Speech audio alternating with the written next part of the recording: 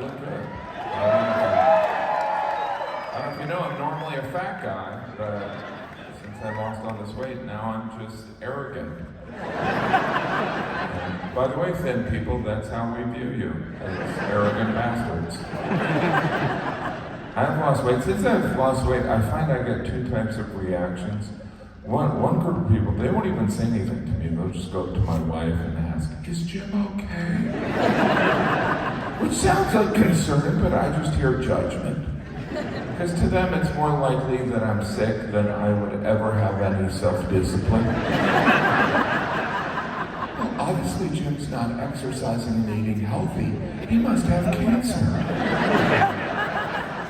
That's one group. The other group, these people will come up to me and accuse me of being on an appetite suppressant. They'll be like, "You're on Ozempic, admit it, you're on Ozempic." And I'm not, okay? I'm on a different one. I'm on Manjaro, which is better, right? Because it sounds like an Italian restaurant. Welcome to Manjaro. When you eat, you're not eating anything because you're a fat ass. I'm aware some people are against the appetite suppressants. It's like, that's cheating, it's cheating. I'm not playing Major League Baseball. Just a fat guy trying to not die. It's not fair. Neither is balding and being born with no pigmentation. And I've learned to deal with it. This is an exciting time for me. I'm thin, I'm in my 30s, you know? It is crazy. Most of my adult life, I heard this constant internal monologue. Jimmy, you gotta stop eating. Jimmy, you gotta stop eating. And now I realize all I needed was a weekly shot that killed all the passion inside of me. Life is about compromise. Sure, I may never feel true joy again, but I can finally fit in a jacket that went out of style 10 years ago.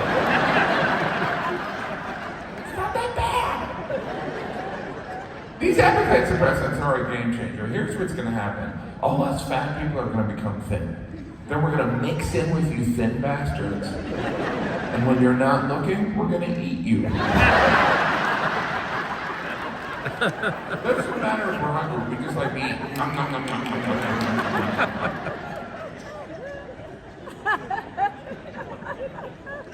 It's amazing how popular they are, right? Because we live in this age of body positivity. Beauty comes in all shapes and sizes. Oh, this drug will make you not hungry. Give it to me or I'll kill you. I'm enjoying being thin, because I know I'm going to be fat again. This is not sustainable. This is the drug. This is like 99% Big Pharma, 1% Little Jim. Besides, I still got my fat clothes. I'm not a fool. I see them hanging in my closet, taunting me. You'll be back. You'll be wearing me. Remember that time you were eating entire pizza and told your wife you never came back? That's jacket nerd. The drug changes your attitude towards food. I now view McDonald's like some old crush I had. I can't believe I was so into you. Meet me at midnight, don't tell my wife. Appetite suppression wasn't even the intended use. The drug was created to help people with diabetes or something stupid. But once it got out that there was a diabetes medicine that made you not crave donuts, all the fat people were like, I just got diabetes. My diabetes is kicking in. Oh, that sounds good for the whole family. I feel like most technology is kind of wasted on me. Like, I still struggle with Wi-Fi passwords. Like, even if I have the password written down right in front of me, I'm like, I'm not gonna be able to do this. It's just 6 characters that I have to type in, and I'm just filled with anxiety. I I type in the first character, it turns to an asterisk. I'm like, I don't even remember what I did. Why does my computer think someone's standing behind me? Is someone standing behind me? You ever have someone tell you a Wi-Fi password? Oh, our Wi-Fi password is super easy. It's just Beagle, all lowercase. First E's an E, a 3, the G's an 8, and the last E is an F. How do you spell Beagle?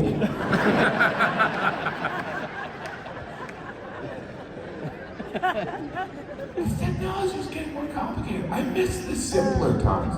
Remember when you used to be able to choose your own password? Because now you have to get approval. And they always kind of give you an attitude like, yeah, that password's not strong enough. That password's very weak. Like, I don't care, just use it. Nah, I don't accept that password. Pick another one. So you put in another password. Yeah, that password's too easy to guess. It's because you just saw me type it in. Pick another one. Yeah, you already used that password. Pick another. I get writer's block when it comes to passwords. I'm like, I'm out. I already used my birthday.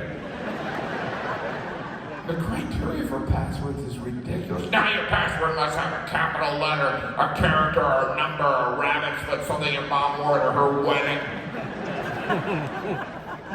Sometimes they offer a password. That's kind of humiliating. Hey, dummy, you want us to just give you a password?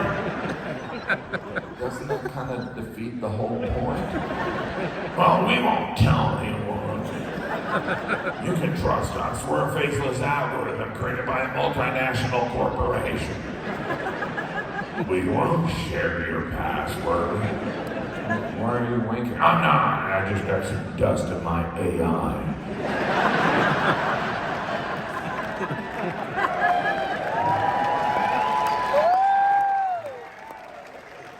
I'd let them pick my password. You ever do that? Their password always just looks like a cat walked on a keyboard. I gotta come up with that. Yeah, but you didn't, did you, dummy? I'm never gonna be able to remember that. Well, we'll remember it for you, dumbass. You just let us know when you need it. Well, can I have it now? No.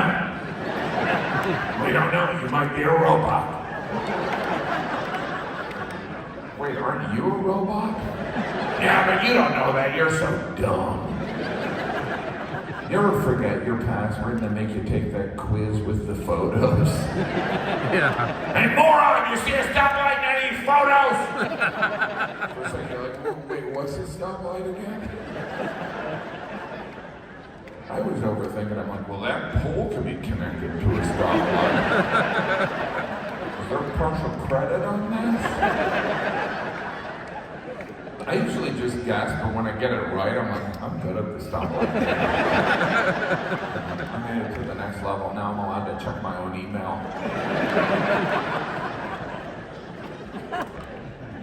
I'm sure, well, yeah, obviously there are some uniquely talented people in the entertainment industry that are properly common, like once in a generation talents, right? Like Pat Sajack. Former host of Wheel of Fortune. I mean, is Pat Sajack, was there anything he couldn't do? Think about it this way, he was the host of Wheel of Fortune.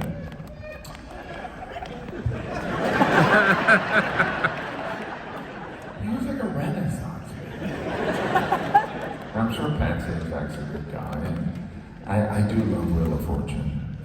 And he retired last year, and I wish I was there, because he seems like a good guy. He probably gathered everyone from the Wheel of Fortune family and was like, I've been doing this for a couple decades, but I've decided I'm going to retire from hosting. Because if I was there, I would have been like, this isn't a real job.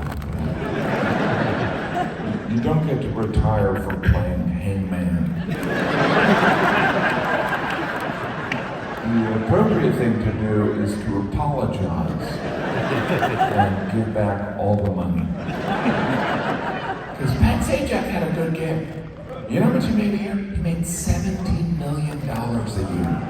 Yeah. Yeah, that could buy a lot of vowels. 17 million! And he didn't even turn the letters. It was probably part of the negotiation. He's like, I can't do everything. So they hired Vanna White. Pat Sajack made $17 million. She makes $3 million. And I think we'd all agree they both should make nothing. When he announced his retirement, where the producers were like, oh no, where are we going to find someone to say, it's your turn to spin the wheel?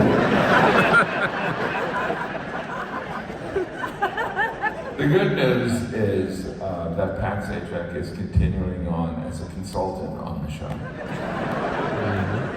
I don't know what consulting work there is in the Wheel of Fortune. Any new letters come out today?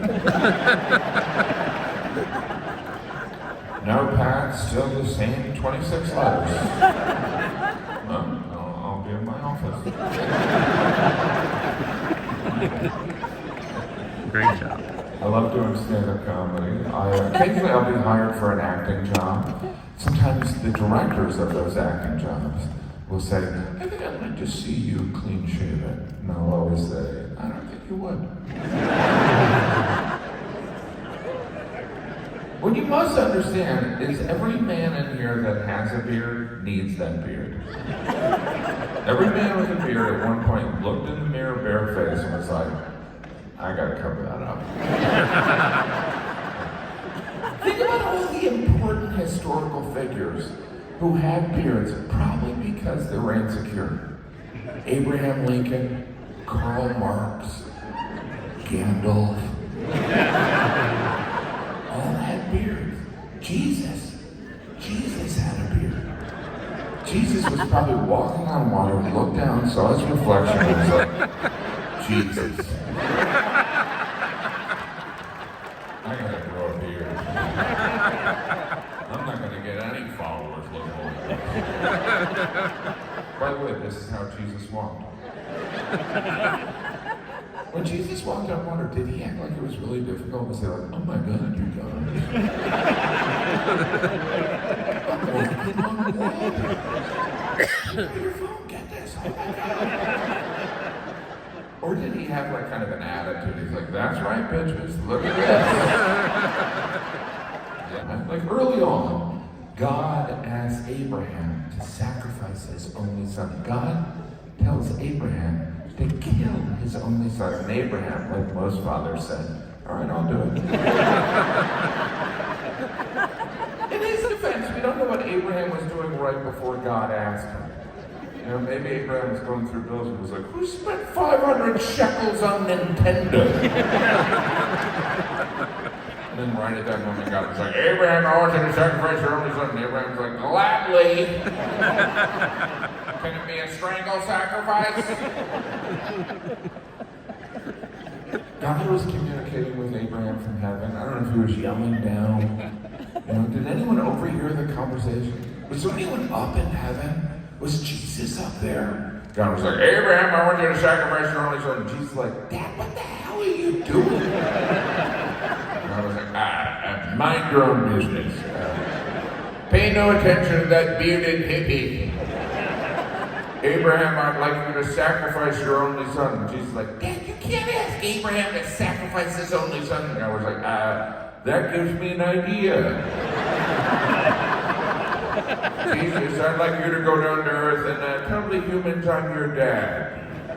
And she's like, if I tell the humans you're my dad, they might get angry, they might hurt me. And God's like, no.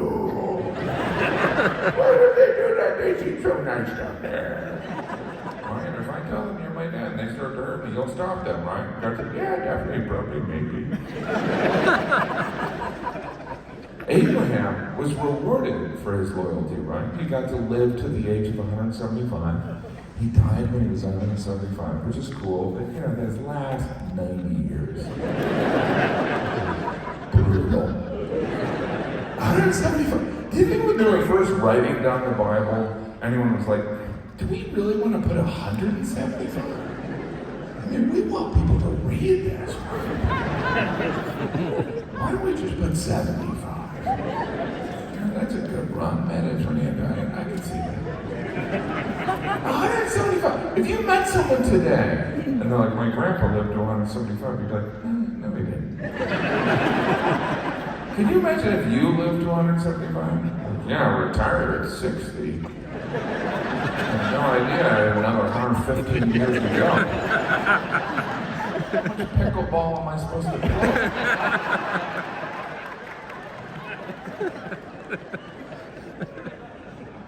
Abraham got to live. He was also rewarded. He was the founding figure of not just one religion, but 3 religions, right? The Judaism, Christianity, and Islam. That's pretty amazing. And you know what's even more amazing? Those 3 religions, best buddies. Yeah. They get along great, no problems. Does Abraham ever feel responsible? Does he ever look down from heaven like, yikes? I didn't do that. God used to be so much more involved.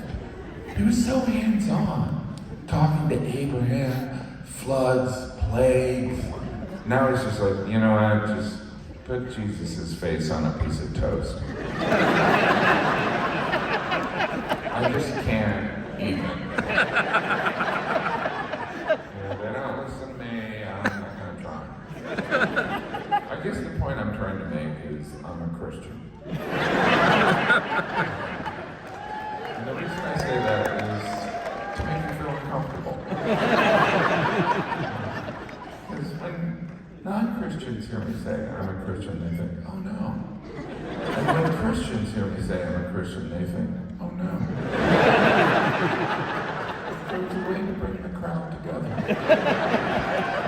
To unify them. I am Catholic. I'm Catholic. I'm Catholic because I truly believe that's what my wife wants. In a way, she is my higher power. And she is definitely a punishing God. No, I am Catholic. She's had a huge influence. I was raised Catholic, but I'm Catholic today because of my wife. And she didn't pressure me or anything, but there was an unspoken kind of moment where she's like, this is what you believe now. I mean, it wasn't like the Spanish Inquisition, but there was a sense of convert or die. You know what I mean? I go to church when I'm at home, you know, mainly because that's easier than explaining I don't want to. But I think God understands. I mean, God should understand. God was never married. You know, it's easy to be all-knowing when you don't have a wife. I'm omnipresent. Stop talking about yourself. If God was married, things would have been different. The 10 Commandments, honey, these are my 10 suggestions. These are not set in stone. I just wanted to get your approval. Now's not a good time. I'll come back later. If God was married, I doubt he would have rested on that 7th day. I am wiped out. I created everything in the universe. Oh, you want me to do the garage? All right, fine. Yes, I'll change the light bulb. Let there be light. I'm not being sarcastic. And I appreciate the unapologetic nature of the UFC about violence. You know, most sports, they're trying to change the rules and the equipment to make it safer for athletes. But the UFC is like, should we let them use knives?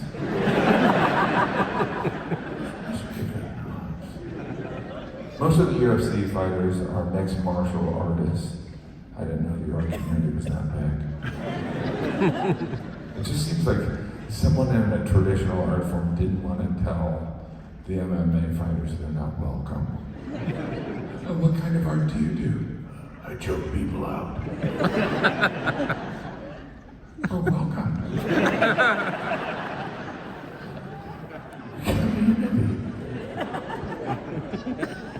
And if you haven't been to a UFC fight, you have to go. It's amazing how the fighters enter the arena. the music, there's lights, there's sometimes costumes. It's like an episode of RuPaul's Drag Race. And then someone rings a bell and they just start hitting each other like they're on a Southwest flight. And no one stops them. And there's children there. It's gotta be confusing for kids, because we're always telling kids, fighting solves nothing, unless you're really good at it. They pummel each other for round upon round, and then they just stop and they hug, and they treat each other with respect, and I just wish I could bring that to my marriage. Often, I don't even know when fights are over. Like you think the fight's over, and then the next day you're like, oh, there's another round. I didn't know. This is a multi-day event. All right.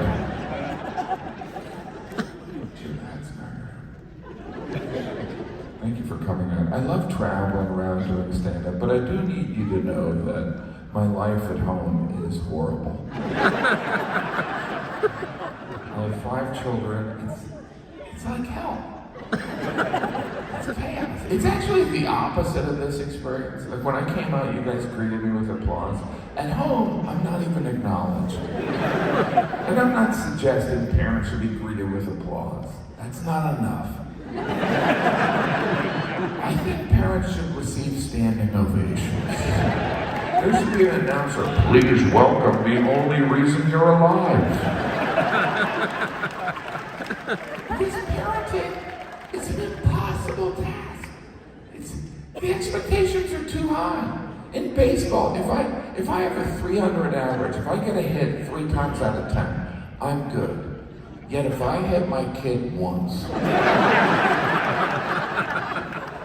bad at it. Children are the only thing we remove from the human body and then keep. Remember someone said, there's my appendix, my son, neither of them work. I do think parents deserve this pain now. The audacity to think you're equipped to be a parent, and we just arrogantly go into this responsibility. Like, I lose my phone once a day. I can take care of a baby.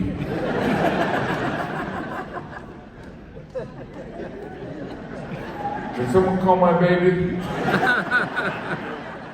I'm aware not everyone here is a parent. You have a child, you become a parent. If you never have a child, you just remain happy. Not everyone wants to be a parent. Some choose to not have children, and I respect that. I do, but I don't think those people should be considered adults. How are they different from giant toddlers? What stress is keeping them awake at night? Where should I go for brunch? If you're over the age of 30 and the biggest problem in your life is your Wi-Fi connection, you're not an adult. If you've never been out, discovered a stain, and privately prayed that it was chocolate, you're not an adult.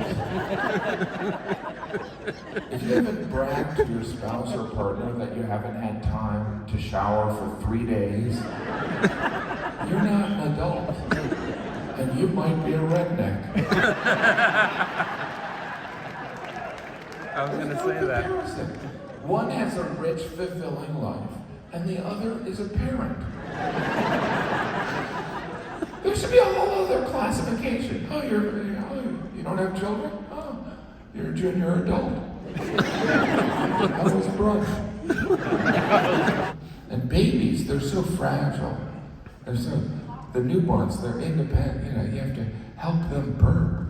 The parent thinks, oh, this must be the hard part. This is the hard part. Not the hard part. Then the child becomes a toddler. It's chaos. They're screaming in grocery stores. You're literally stopping them from accidentally killing themselves. The parent thinks, oh, this is the hard part. This is the hard part. Not the hard part. Then the child becomes a teenager, and the parent thinks, oh, this whole thing was a mistake. We shouldn't have done this. Parenting is the only thing you can do for 13 years 13 years, and then suddenly you're really bad. It's God's cruelest joke.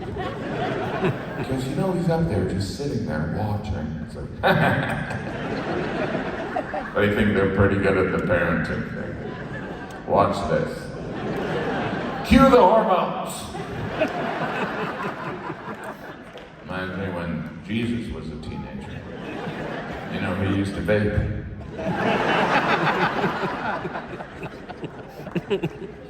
Anyone here have teenagers? I love that forced enthusiasm. The best is when empty nesters talk about the teenage years, because they always sound like they're describing a hurricane. Well, we thought we were prepared, but we lost everything. That's why hurricanes are named after teenagers. Teenagers do make you realize that parenting is a skill, but it's mostly luck. Because there are easy teenagers and there are difficult teenagers, and if you have an easy teenager, that doesn't mean you're good at parenting. It just means God didn't think you could handle a hard one. Parenting teenagers has made me a better comedian. No, that's not it. A bitter comedian. I know that sounds negative, but it is almost sad when a kid becomes a teenager, because you have this cute 12-year-old and then boom, they become Satan. You can literally witness the curiosity and wonder transform into body odor and poor judgment. And then you, the parent, you're supposed to learn how to talk to them. My wife sends me articles, how to talk to your teenager. I'm like, delete. How do you expect to communicate with our teenagers? I'm going to try English. They do hear things differently. Like when I tell my 14-year-old daughter, hurry up, we're running late, she hears, I'm gonna kill you. But then we talk it through and come to an agreement that I'm a horrible person. And then I go drink alcohol. You ever notice commercials for alcohol? People are always laughing and having a good time.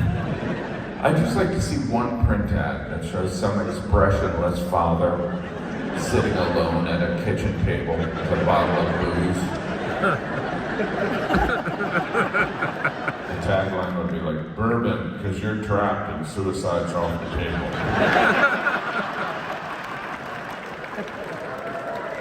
Is that too negative?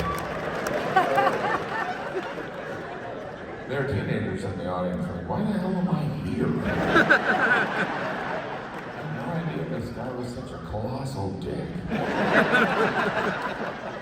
We should acknowledge being a teenager today is the hardest it's been in generations. I mean, what these teenagers have to deal with social media, the prevalence of drugs, pornography is everywhere. I guess what I'm saying is I wish I was a teenager. The greatest irony of teenagers is I believe that they're embarrassed of their parents. So, you're embarrassed of me? Have you looked in the mirror? Each of my teenagers has come up to me at different points and been like, hey, can you act like you don't know me? We can make that permanent.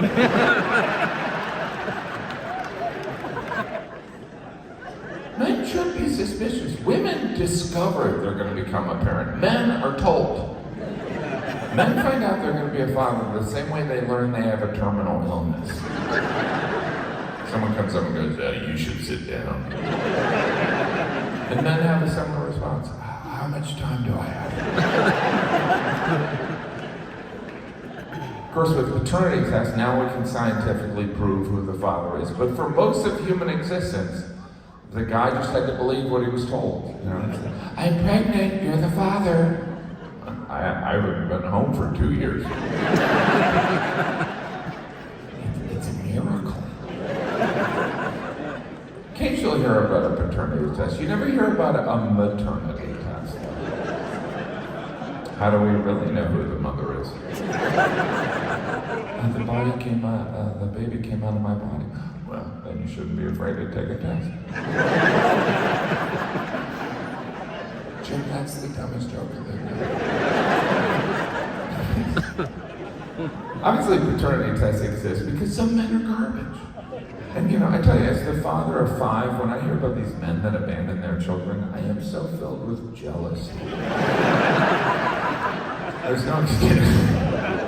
There's no excuse. But nothing prepares a man for parenthood. Like a woman, you know, it goes through a whole physiological change. Not only growing the baby, but like there's morning sickness, a nesting instinct takes over. For the guy, the entire pregnancy, they feel the same. Worthless. Which in a way prepares them for fatherhood. I believe fathers are generally underappreciated. Who would agree with me? Right? Listen to these divorced dads. Obviously, the mom is the hero of the story. You know, when someone becomes famous, they buy their mom a house, right? They don't even invite the dad to live there. Often it's easier to understand a mother's contribution. I see it in my family. My children see what my wife does for them on a daily basis. Yet when I travel the country, eating steak and complaining about my kids, do I get credit? I sure don't. It ain't right. Being a dad is like being a backup quarterback in the NFL. You're on the team, but you're not the star. And on those rare occasions you're brought into the game, people are nervous. If there's any talk, it's just about when the starter's coming back. It's mom coming back. I can deal with this. She's that strong. She had Lyme disease, it's gone. Before that, she had a brain tumor, it's gone, she's fine. And I asked her, I go, what has been the biggest challenge you've encountered? And she said, being married to you. So I take some pride in that. Thank you so much for coming out. I appreciate it.